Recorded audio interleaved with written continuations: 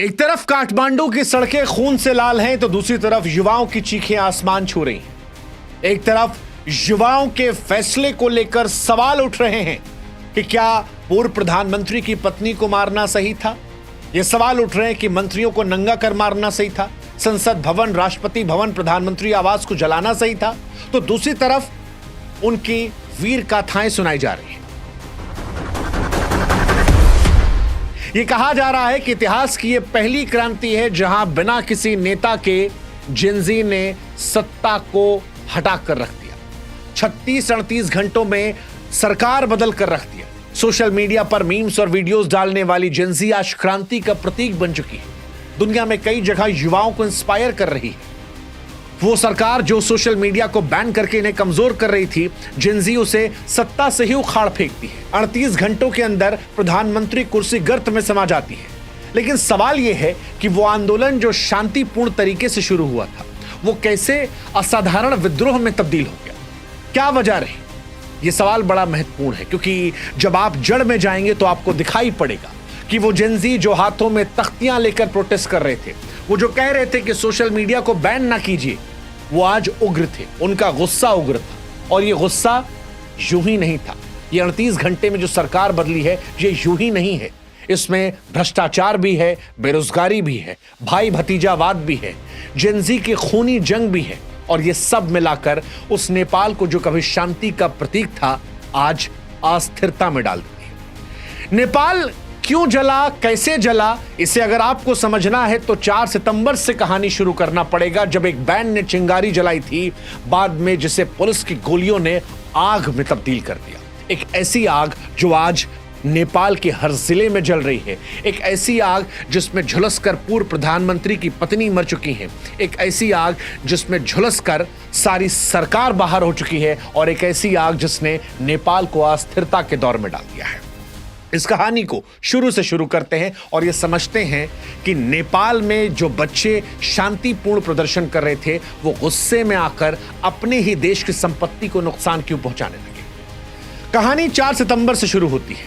4 सितंबर 2025 को ओली सरकार ने Facebook, Instagram, YouTube, WhatsApp, x समेत 26 प्लेटफॉर्म बैन कर दिए। कहा रजिस्ट्रेशन नियम तोड़ रहे हैं। बच्चे जो थे वो यहां परेशान हुए, क्योंकि उन्हें लगा कि नेता का लड़का जो है वो तो आलीशान जिंदगी जी रहा है। और यहीं से नेपो किड्स और नेपो बेबीज हैशटैग शुरू किया गया। नेपाल की आबादी में जो लाखों करोड़ों बच्चे थे, वो सड़कों पर उतर आए, स्कूल यूनिफॉर्म में उतरे, हाथों में किताब थी, नारे लगाते। शांतिपूर्ण प्रदर्शन था। वो मांग कर रहे थे कि उनकी बात मान ली जाए। शुरुआत में आंदोलन में कॉलेज के बच्चे किताब का बैनर लेकर थे, भ्रष्टाचार और नेपोटिज्म को लेकर आवाज उठा रहे थे। लेकिन सत्ता कई बार अंधकार में चली जाती है, सत्ता अभिमान में चली जाती है, सत्ता को लोगों से कनेक्शन खत्म हो जाता है। और नेपाल में भी यही हुआ। नेपाल की सरकार अपने ही बच्चों को दुश्मन समझने लगी। नेपाल की सरकार ये भूल गई कि ये उनके बच्चे हैं, उनके मुल्क के बच्चे हैं। और 8 सितंबर को पुलिस ने काठमांडू में इन बच्चों पर गोलियां चला दी। 20 बच्चे मारे गए, 300 से ज्यादा घायल हुए। किसी की छाती पर गोली लगी, किसी के पैर पर, किसी की आंख के नीचे। एक 22 साल का बच्चा संसद के बाहर नारा लगाते हुए पैर में गोली खा गया। एक और वीडियो आया जिसमें बच्चे कह रहे थे कि छाती पर गोली खाई, ये नेपाल का खून है। एक जूता दिखाई पड़ा जो खून से सना हुआ था, मृत छात्र का, सोशल मीडिया पर वायरल हुआ। लोगों ने हैशटैग चलाया ब्लडी शू नेपाल। और यह हैशटैग, ये तस्वीरें दुनिया भर में ट्रेंड की। ये वो तस्वीर थी जिसने नेपाल के लोगों के मन में गुस्सा भर दिया। ये वो तस्वीर थी जिसने दुनिया को दिखाया कि नेपाल की सरकार ने कैसे नेपाली बच्चों के साथ दमन किया। ये वो तस्वीर थी जिसके बाद इन बच्चों ने शांतिपूर्ण प्रदर्शन को छोड़ दिया। और फिर जो कुछ हुआ वो दुर्भाग्यपूर्ण था। राजीव गांधी साहब ने एक बार इंदिरा गांधी जी की मौत के बाद कहा था कि जब बड़ा पेड़ गिरता है तो धरती हिलती रहती है। 20 बच्चों की मौत हुई थी। ये बच्चे अपना आपा खो बैठे और फिर फायरिंग का आदेश देने वाले डीजीपी को प्रदर्शनकारियों ने मार दिया। वो मीडिया चैनल जो बच्चों के हित की बात नहीं दिखा रहे थे, जो सरकार के भोंपू बने बैठे थे, उन चैनलों पर हमला कर दिया गया। टीवी स्टेशन को आग लगा दिया गया, मंत्रियों को निशाना बना दिया गया। नेपाल के वित्त मंत्री विष्णु पौडेल को गली में पीटा गया, दौड़ा दौड़ा कर, कच्छा पहन के उनका वीडियो वायरल हो रहा है। नेपाल के ऊर्जा मंत्री दीपक खड़का के घर से लाखों रुपए हवा में उड़ा दिए गए। पूर्व पीएम शेर बहादुर देवबा और उनकी पत्नी पर हमला हुआ, पत्नी झुलसकर मर गई। शांतिपूर्ण प्रदर्शन जो था वो खूनी क्रांति में तब्दील हो गया। हालांकि यह सब रुक सकता था अगर नेपाल के प्रधानमंत्री अपनी कुर्सी से मुंह छोड़ देते, क्योंकि सबको पता था कि जब बच्चों पर गोलियां चली तब प्रदर्शन उग्र हो गया था। नेपाल के प्रधानमंत्री चाहते तो आज ये घटनाएं रुक सकती थी, क्योंकि नेपाल जब जल रहा था तब भी ओली कुर्सी का मुंह पकड़े बैठे थे, कुर्सी नहीं छोड़ रहे थे। 20 मौत के बाद भी जिद थी। इस्तीफे से पहले सेना से सुरक्षा मांगी, हालांकि फिर सेना ने कहा कि पहले कुर्सी छोड़ो। ओली के घर पर हमला हुआ तो वो तो हेलीकॉप्टर से भाग गए, शायद दुबई भाग गए। उनका सियासी सफर 14 साल की उम्र से शुरू हुआ था। कभी राजशाही के खिलाफ आंदोलन, कम्युनिस्ट पार्टी, जेल जाना, 10 साल में 4 बार प्रधानमंत्री, हालांकि कार्यकाल कभी पूरा नहीं कर पाए। चीन के करीबी आधा दर्जन मंत्री का भी इस्तीफा हुआ। लेकिन इन सब के बीच में नेपाल जलता रहा। और नेपाल जला क्यों? क्योंकि वो गोली मारी गई थी।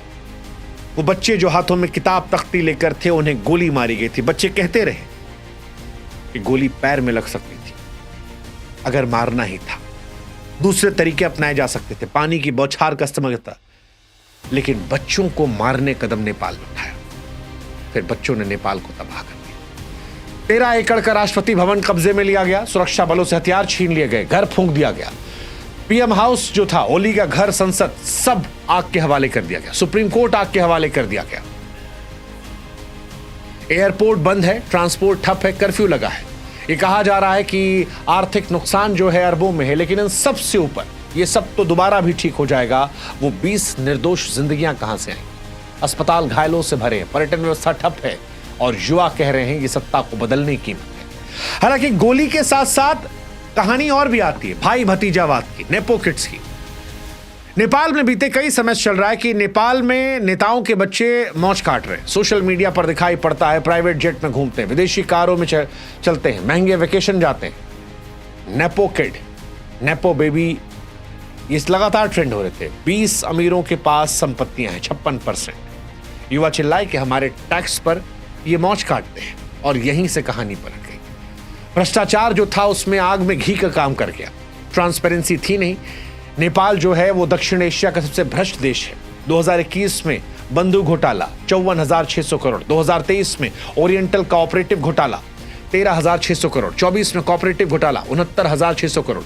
ओली पर भी चीनी डील से कमाई करने का आरोप लगा, और युवाओं ने यही कहा, बहुत हुआ सम्मान। बेरोजगार युवा जो थे वो सड़कों पर थे, और बेरोजगारी भी एक बड़ी वजह थी।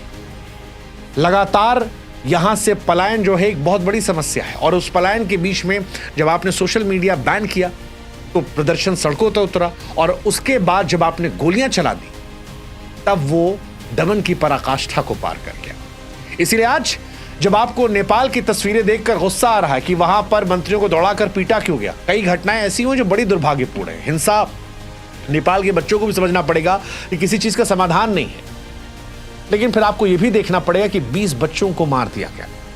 20 बच्चों को, मासूम बच्चे, 18 से 28 साल के बच्चे, वो बच्चे जो नेपाल का भविष्य थे। और इसीलिए क्रांति अचानक नहीं फूटी।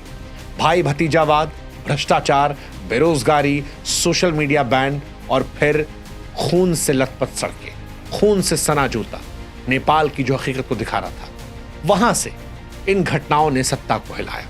हालांकि कीमत अभी भी भारी है। 20 जिंदगियों का नुकसान है, अरबों का नुकसान है। नेपाल का अनिश्चित भविष्य है। सेना कंट्रोल में ले चुकी है, लेकिन हिंसा थमी नहीं है। सवाल यह कि क्या नेपाल कोई क्रांति नई सुबह देगी या अराजकता में डुबो देगी? दुनिया देख रही है, जेन ज़ी कह रहे हैं हमारा समय आया, लेकिन सवाल यही है कि अभी नेपाल कितना और सहेगा, कितनी और जिंदगियां चुकानी पड़ेगी। ये सवाल बड़ा महत्वपूर्ण है, और इसीलिए आज हम पूछ रहे हैं कि इस दुर्दशा के लिए जिम्मेदार कौन? वो जेन ज़ी जिन्होंने सत्ता उखाड़ फेंकी, या वो नेता? और सबसे बड़ा सवाल, नेपाल का यहां से भविष्य क्या? सोचिएगा।